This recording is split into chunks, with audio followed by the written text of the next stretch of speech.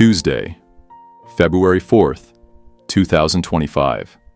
Hebrews 11:35-34, 12, 1-2.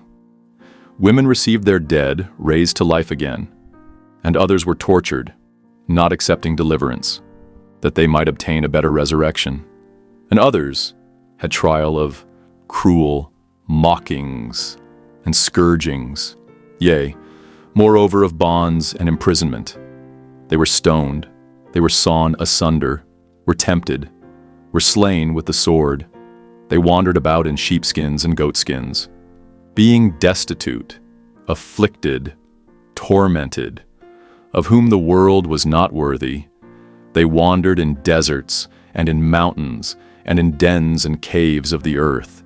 And these all, having obtained a good report through faith, received not the promise, God having provided some better thing for us, that they without us should not be made perfect.